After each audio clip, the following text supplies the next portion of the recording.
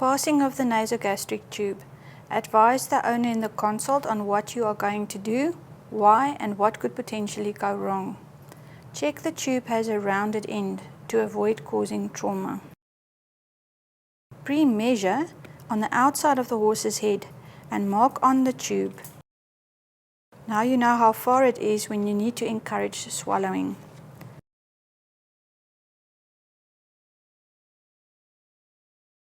Place the twitch.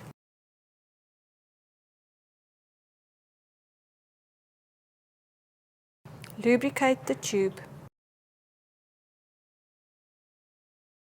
Do not stand directly in front of the horse. Stand on the horse's left to assess correct esophageal placement.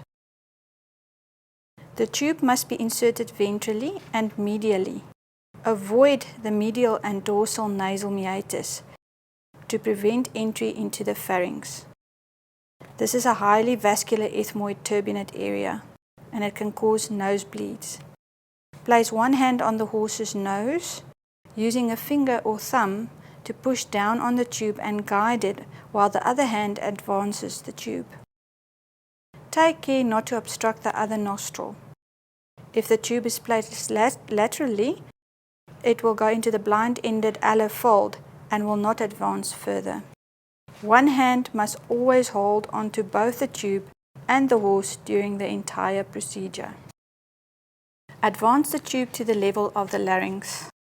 There should be some resistance, but if you have to push very hard, you are not in the right place and will cause likely damage and a nosebleed. Once you are confident the tube is just in front of the pharynx, the horse needs to be encouraged to swallow. Flex the horse's head towards its neck. You should feel and hear the swallow reflex. If the horse coughs, you have entered the trachea. Bring the tube back out to the level of the pharynx and try again. Remember to flex the head at the same time. If the horse is not swallowing easily, it's sometimes useful to syringe some water into its mouth. It's essential to confirm correct placement in the esophagus. Inadvertent placement of medication or nutrition into the trachea causes aspiration pneumonia and could be fatal. This can be confirmed by negative pressure. Feel the tube in the esophagus, on the left-hand side of the neck in the jugular groove. Visual confirmation of movement seen. Some light resistance to passage of the tube. If in doubt, remove the tube out to the level of the pharynx and pass it again. Once you're confident the tube has been correctly placed in the esophagus, continue advancing down the esophagus.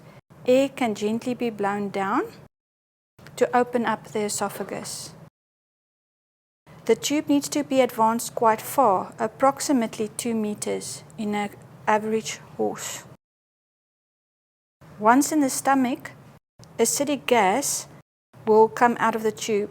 If the stomach is full of reflux, it will spontaneously come out the tube without the need of siphoning.